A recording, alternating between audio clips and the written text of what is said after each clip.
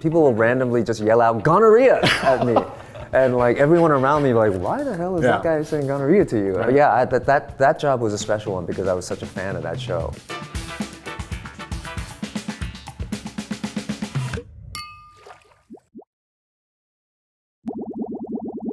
Hey everyone, I'm Philip Wang. Welcome back to a new season of Spill the Boba Tea, a show where I invite a special friend over to Bopomofo Cafe after hours to make a drink that's based on their life and career.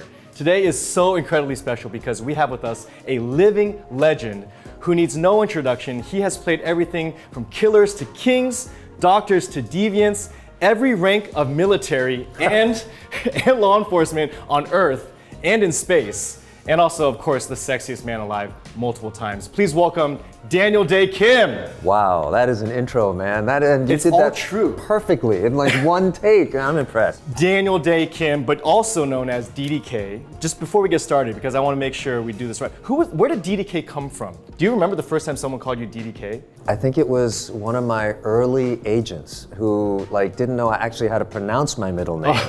So they just started calling me DDK. And then it just stuck. It kind of stuck. It rolls out the tongue really nice, DDK. So I'm so excited to have you on the show finally. And honestly, episodes with people like you are so difficult because there's just too much to cover and too much to put into one drink. So we just got to jump right in because we have a lot to talk about, including Avatar: The Last Airbender. We're going to start at the beginning. You were born in Busan, South Korea, moved to New York when you were just 1 and lived in the Bronx, Long Island till 8, 9. And then you moved to Easton, Pennsylvania. And that's actually the inspiration for our first ingredient because I know that there's a certain German lager from Pennsylvania that you love. So we brought a German lager to get things going and to bring a little bit of home to the show for you. When I looked up Easton, okay, the 2010 census was 2.1% Asian. The 2000 census was 1.6. Is that right? Wow. Did it not feel like that? Because I can only imagine that when you were living there, it was even less. It was, for sure. I felt like, you know, we were the only Asian family in the town. I actually thought it would have been higher by now, but I guess I not. mean, 2010 was 14 years ago. Yeah, Keep I that guess in mind. so. So maybe it has been. But if you don't mind, like, what brought your family to such a small little town outside of Philadelphia? So my dad was a doctor, and he wanted to practice in the US. His English skills were limited. He trained in the Bronx, which is why we lived in the Bronx. Oh. And so when he finished his residency and he was ready to practice, he was looking for a hospital that was willing to take a Korean immigrant, you know, who wasn't perfect with his English. And so there was a hospital in this small little town called Easton that not only took a chance on him, but took a chance on 2 Taiwanese American doctors, a Jewish American doctor, and they formed their own practice in Easton.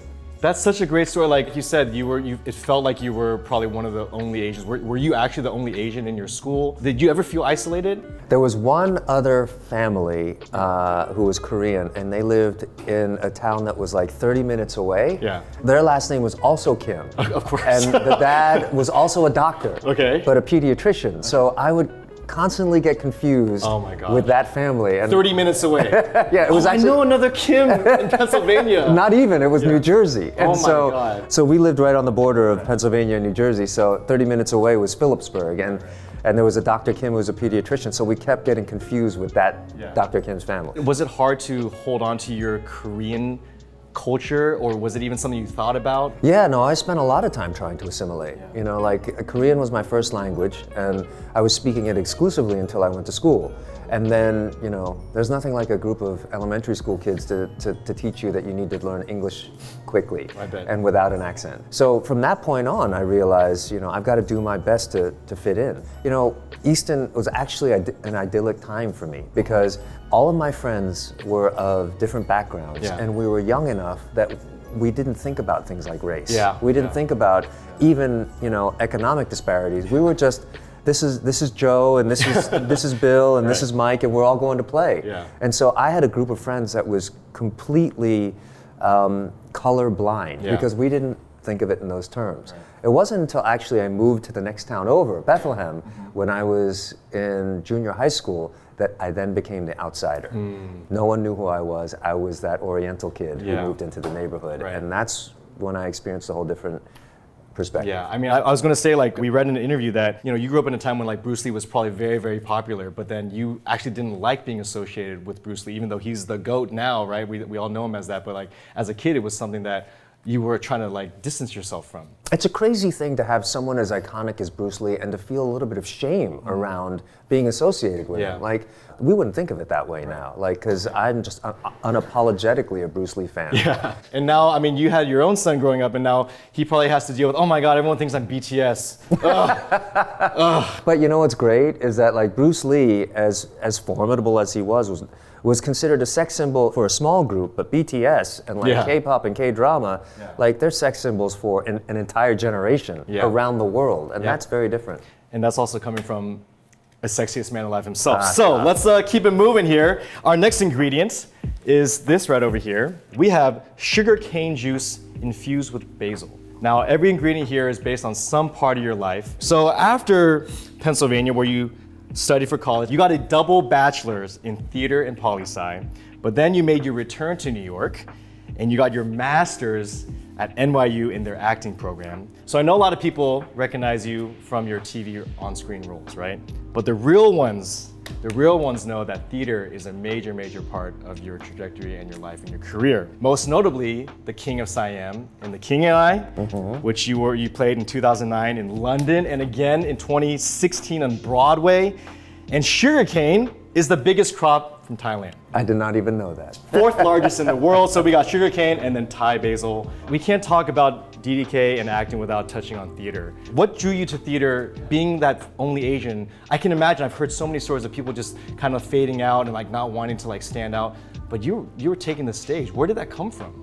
You know, if I'm getting real about it, I honestly think that I had a need for expression that wasn't being fulfilled in my daily life, you know, as a kid in high school. And I think, you know, that had partially to do with race, but I also think that all of us in high school have a need to be seen, a need to be recognized and respected, and we all want to fit into some group, you know, whether it's the jocks or the nerds or the anime fans or, you know, whatever it is, we all want to fit in, we all want to get along. And when I was on stage, I recognized that I really could express myself and I really could say and do things that I didn't have the license to do in real life, and that was really liberating. Was there a specific moment or someone that you saw or an assignment that you just happened to stumble into that kind of clicked with you, like, oh my God, I love this? In my junior year of college, I went to this place called the Eugene O'Neill Theater Center, and I did this program called the National Theater Institute. It was a semester-long program. Like, a lot of my friends went to go do semesters abroad in Europe. I went to Waterford, Connecticut, and went to this theater program. I have to tell you this, and I say this without any false modesty, I was terrible. I was a terrible actor. Some might say I'm still terrible, but I tell you, I was more terrible then. But I went to that theater program without having a lot of experience. God, I can't believe I'm sharing this story. And the very first day we were there, we were supposed to share a monologue. And I remember the monologue I chose. It was from David Henry Hwang's play, FOB. And so I got up and did my monologue in front of like 50 theater actors and professors.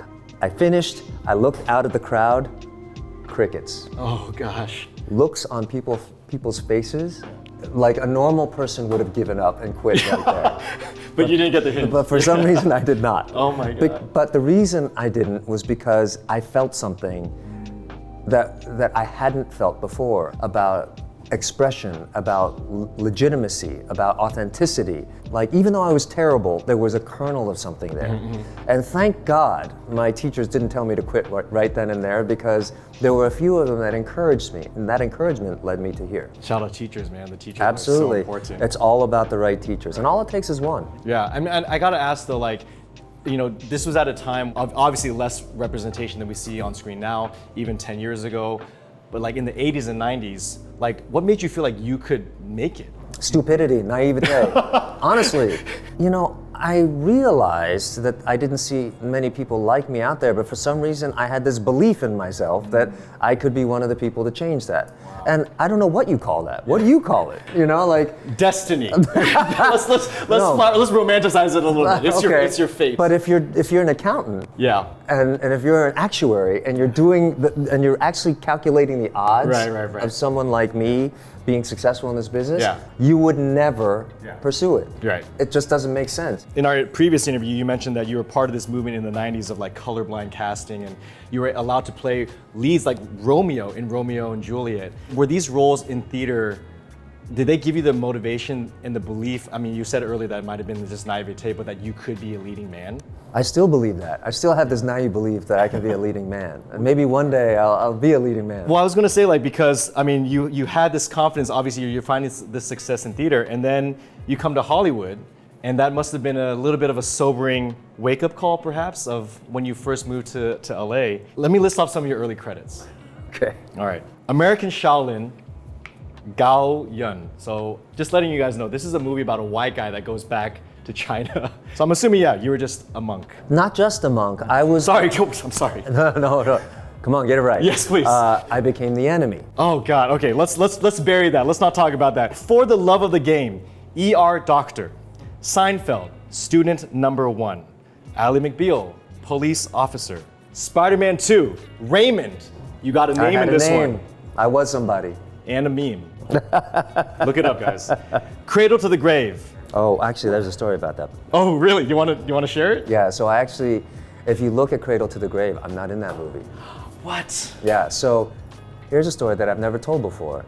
I was hired to do this visiting expert role, and when I got to the set, they told me I had no lines, when I had actually a scene. Oh no. And they said, well, we'd just like you to stand around and still be in the scene. And I had a choice at that moment. Yeah. Like, do I still do this or do I walk away?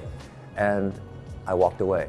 Wow. I left the set and I said, I can't do this. And that was one of the first times I was faced with a decision that would affect, my career. I did talk to a producer who made me feel pretty awful about letting the team down. And when I said goodbye, he was not pleasant about it. Well, I hope he's watching you now. But I mean, I didn't list off all these just to like take you through like these painful memories. I apologize.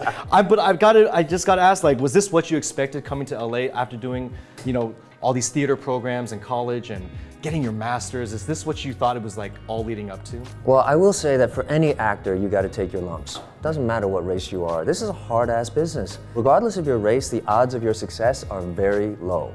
So, anyone who succeeds comes away with bumps and bruises and scars. That's just how it is. Right. So I don't consider myself any worse off than most people who have succeeded. The rare, lucky few who tell the story of, I was just walking down the street and then a modeling agent found me and here I am the lead of this movie. Yeah. That was never my story. But I actually am grateful for the fact that I went from under 5 roles to nameless roles to getting a name to then guest star to then recurring to series regular. Nothing came before I felt earned. And so I feel better off for that because I now understand what it means to be someone without a line or to have your line taken away or to get left on the cutting room floor. And I think all of those experiences inform how I behave toward everyone on a set because I can sympathize and empathize with an actor's journey. Well, you definitely had your bumps and bruises along the way, but it kind of all changed with this one little show, and it's the inspiration for our next ingredient. Oh gosh, okay. Our next ingredient is guava nectar. Okay. And guava is a popular fruit or common fruit in Southeast Asian countries and islands, which you might have spent some time in, getting lost in. So of course we're talking about Lost. We can't not talk about this incredible show that honestly changed culture at the time. So you being on the show with Yunjin was so major, and I just want people to know what was the landscape like for Asian Americans on TV at the time? There was this thing called pilot season. Every March, every actor, whether you lived in LA or New York, used to go to LA because the shows that were going to be on TV for the next year were being selected and then shot. And so if you wanted to be a series regular, you had to audition during this period called pilot season. My friends who I graduated from NYU with, who were white, were having 3 or 4 auditions a day. And they kept complaining to me about how there's no way they could prepare all of these auditions. No. It's too much. Yeah. How do they expect too much opportunity? And by the way, I don't begrudge them that. Of course. They earned that and they deserve that Sure. problem. The year that Lost came about, I had 3 auditions that year. Oh my God. I had to win one of those 3 roles in order to even hope for being on, on a show. Things have changed since then, thankfully, but that's what the landscape was for me. When I saw a breakdown for a Korean American series regular, I almost jumped out of my pants because that has never happened before. A Korean American series regular who spoke Korean. That was exciting and scary because I hadn't spoken Korean regularly for a really long time. It was all of those things wrapped up. And I was concerned about, the portrayal of this role because if Lost had been canceled after the second or third episode, all you would have seen of my character was this domineering, I don't care, this is not television, an asshole who was mean to his wife, and I really worried about that because back then, because there were so few portrayals, one portrayal had the burden and responsibility of representing all of Korea, all of Asia. Yeah, I mean, it must have felt so good to see your character develop over the years and the seasons, right? That's one of the most satisfying things about that show, and one of the reasons I'm really appreciative of the medium of television. Like on film and on stage, when you're doing a 2 or 3 hour play or a movie that spans 2 or 3 hours, you don't get a chance to develop a character the way that I got to develop Jin on Lost over 6 years. Yeah. All right, let's head into our next ingredient. Are you ready for this? This machine right here. You know what? That laugh means that you already know. What does this machine do? I just had one of these the other day. This is a shave ice machine right here. Exactly. We are making shave ice because, as I mentioned, you were literally on like every TV procedural that exists. Like you played every type of role, but little did you know that it would all be leading up to a role on the main cast of your own procedural with Hawaii Five-0, shaved ice. Big part of Hawaii. We got to bring this on to the show. Another huge franchise with a huge fan base that you were part of. You were already in Hawaii already for Lost. Was getting this role like just great? My commute doesn't change. Yeah, what was interesting is we shot Lost in a stage that was like 5 minutes from my house, and then Hawaii Five-0 moved into those same stages. So it was a great commute. And by the way, pro tip, if you're in Hawaii, you don't say shaved ice, you say shave ice. Exactly. That's the local way of saying it. So when you're in Hawaii, you'll sound like a local if you do that. Even though you were reading the scripts and you kind of knew what was happening, was there ever a time where you actually did read something like, wait, what? This happened? I remember once there was a controversy about flip-flops. like what's it called them? Thongs or flip-flops? So there was a line where a guy comments about flip-flops, and if you know anything about Hawaii, we don't call them flip-flops in Hawaii, we call them slippers. Not slippers, but slippers, right? And so I remember pointing it out to the writers saying like, hey, we don't call it that here, and it like blew up into this like big like, well, what should we do? Let's call LA to talk about what we should call this thing. That's hilarious. So. All right, you got honestly too much stuff, and I'm literally gonna have to skip over so many things. Even just on Netflix alone, we got She-Ra, Stowaway, Mech Cadets. I can't even begin to chip away at this, but I'm actually curious. Of your long list of credits, what's one that when people bring up like surprises you the most? Like the Seinfeld one tickles me. Okay. People will randomly just yell out gonorrhea at me. And like everyone around me, like, why the hell is that guy saying gonorrhea to you? That job was a special one because I was such a fan of that show, and to be a small part of its history was really nice. All right, well, just letting you guys know, if you ever do see DDK, go for a deep cut. Okay, go for a deep cut. We got to talk about Avatar: The Last Airbender, Netflix's new series where you play Fire Lord Ozai. So you know that we had to, make our final component. I love this. We're gonna be playing with some fire. Okay, we got fire and ice. Look at that. It's gonna be an elemental drink for sure. I'm honestly just so excited that Avatar: The Last Airbender is finally getting its first time as a live action adaptation. This has never happened ever before. Actually, it has. No, it hasn't. We do not talk about that thing. No, I mean, okay, I'm just gonna say it because this is Spill the Boba Tea. There obviously has been a live action adaptation before in the film. We were there when the film came out, right? We knew the chatter around it.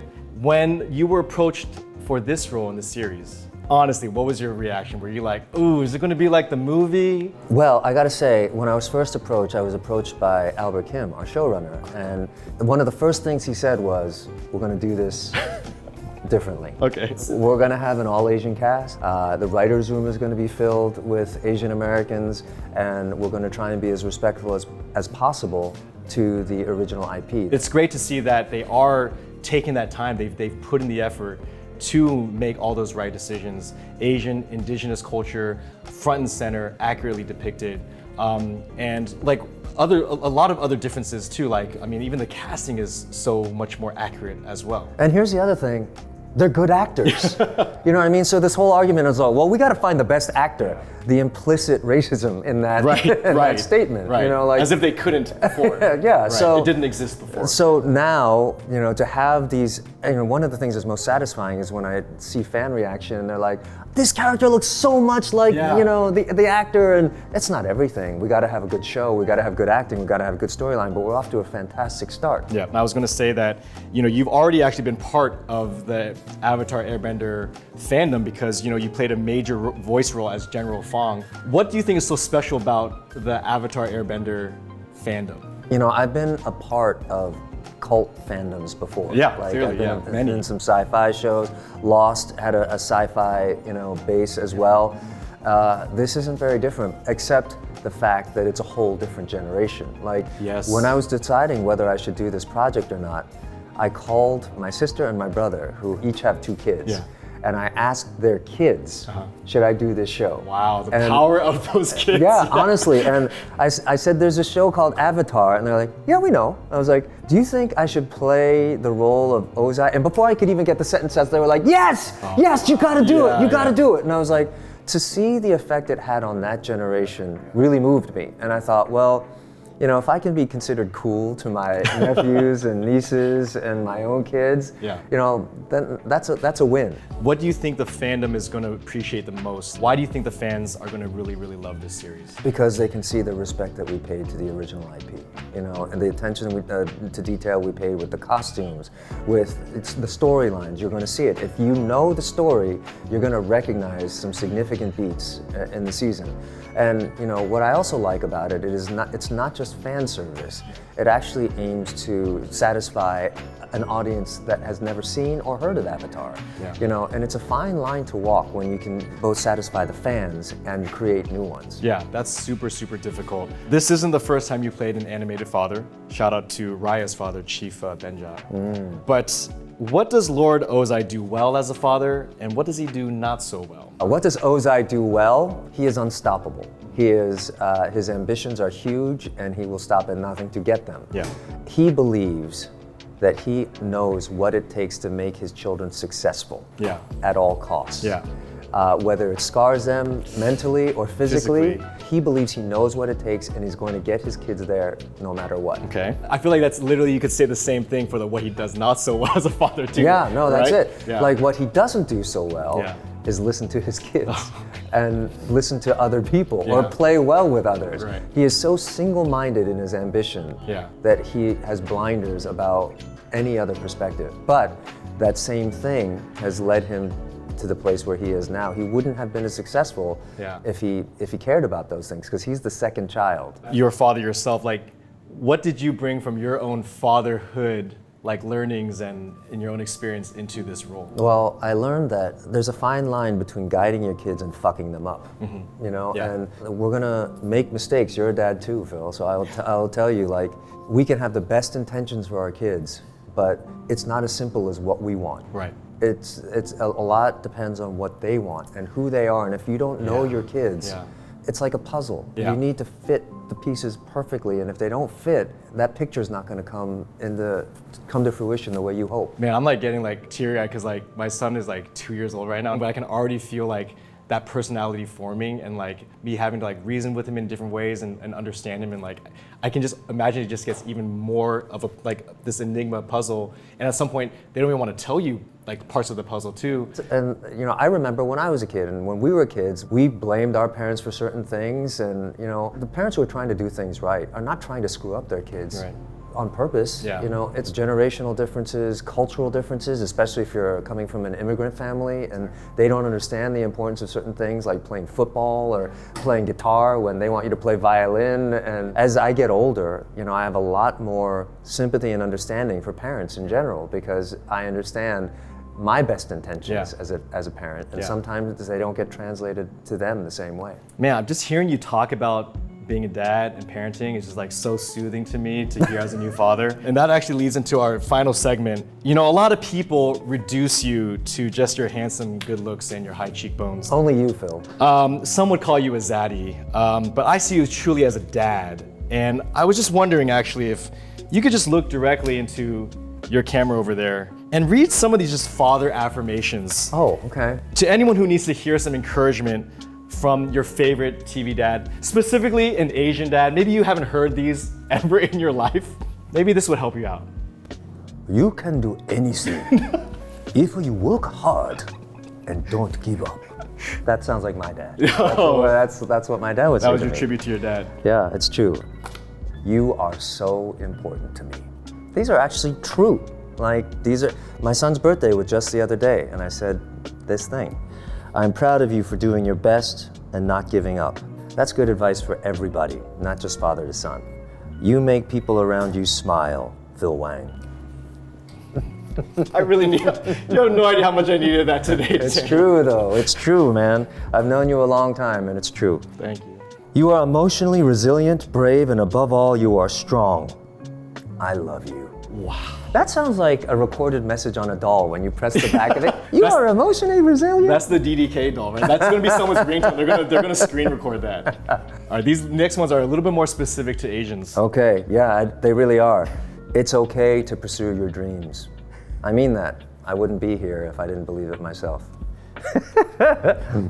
No matter what your cousin accomplishes, I'll always be more proud of you. Now this is a shout out to all the kids who were compared to their neighbors down the street, the other Asian family whose kids were going to a better college or had a better job or was doing better at sports or something. Timothy? I'm glad you pursued the arts. said very few Asian I know, parents. I was like, I've never heard this. I don't know what this means. Yes, speaking of something else you never hear, a B+ is good enough. I actually have some problems with that one. I don't know, like, we can say like, good effort. Thank you so much for those affirmations, DDK. All right, I think we have all the motivation that we need to finally assemble this drink. Are you ready? 100%. All right, Let's do it. so what we're gonna do is first, in our shaker cup, we're going to muddle 3 Thai basil leaves. When was the last time you muddled something? Mostly my life, but never basil leaves. Are you kidding me? I've seen your IMDb. This is our sugar cane juice right here. Just pour it directly in. The whole thing? The whole thing. Damn. Don't worry, we're not drinking the whole thing. And we're just gonna do a dry shake, meaning Okay. no ice. Do a couple. Not stir it. We don't Yes. dare stir it. We're just gonna just pour, let's just pour both of ours in. Okay? Crossing streams with DDK. Sorry, Nancy, oh my God. That's a different kind of show. That's a very different show. All right, our German style lager beer. The whole thing? The whole thing in there. This is gonna be interesting. Oh, look at that perfect pour. You know, you don't want too much head. Different show. Different show. That's looking great. Now, it's time to shave. Have you operated one of these before? Not this kind. This looks like more like industrial strength. Yeah. So what we're gonna do is we're going to put one of these ice pucks directly in here. I'm gonna turn it on Great. It's gonna rotate and just shave. push it. Oh, there it goes. Oh, there we go. Oh, whoa! Now we're in business. Now we're in business. Yes. Oh. Hey, all right. Oh, we got the whole thing there. All right, so we're gonna take some of the shaved ice, put it up to like maybe halfway or 3/4. Yes. All right, it's like snow. I'm gonna say something that could get me in trouble. What's the difference between shave ice and a snow cone? Oh, see, like snow cone's just ice that's kind of crushed. Yeah. And so it's crystal. Yes. But Oh, shave right. ice is like snow, and it's very fluffy when it's done well. Well, can't wait for you to try this. What we're gonna do is we're gonna pour it up to like right above the logo, okay? And it's gonna melt some of it, which is okay. Looking good, yes. Okay, so what we're gonna do is we're gonna put a little bit of ice just to like make a little bit of a bed. Take the spoon, and we're gonna try to make that dome. We're Okay. gonna do it on top of this. I'm gonna use like my hands to form it a little bit. I won't tell. Look at that. There you go. Look at that. That's looking great. Hey, that's a beautiful, beautiful drink. But like we said, you are the fire lord. I feel like the Lord should have the bigger fire right. flame, all right? All right, here we go. The guava nectar we actually froze into these little hearts. We're gonna hold over and we're gonna melt the guava nectar over the ice. Okay. All right. Like this? Boom. Yes. Whoa, we're doing it. Let it melt right over. Look at that. Fire Lord. Fire Lord is melting hearts right now. This is going to be good, I think. I didn't know I was on a cooking show. Hey, this is what we do here. All right. I feel like you're at a pretty full cup. You can probably stop there. My cup runneth over. Yes. Now we have a completed drink. We just need to name it. Do you have a name that you just already maybe like you thought of? Because I have a name that No, I leave it to you. Fire Lord Lager. Oh, there we go. Cheers. Cheers. Congratulations, DDK, Avatar, The Last Airbender. Thank you for coming on Spill the Boba Tea. It's always a pleasure. To Cheers. the Fire Lord's Lager. All right, here we go. That's pretty good. Actually, that's pretty good. Wow. I feel like I'm in Hawaii right now. Yeah. Have you ever had shandy? Yes. It's kind of like a shandy. Exactly. It's like a Tropical shandy. But then the ice also makes it kind of like a margarita. Mm-hmm. Wait. I could drink that. This might be one of the best drinks we've made on the show. And I Really? haven't said that before, yeah. The beer actually cuts some of the sweetness. Yes. You know, it gives it a little more complexity. The complexity is you, DDK. This is your drink. Thanks again, DDK, for being our guest here on Spill the Boba Tea. Avatar, The Last Airbender is out right now on Netflix. Check it out. Check out DDK's amazing parenting skills in live action. This is such an amazing show. Congratulations, and again, such a wonderful time. Thanks, brother. Always good to see you. Cheers. Aloha.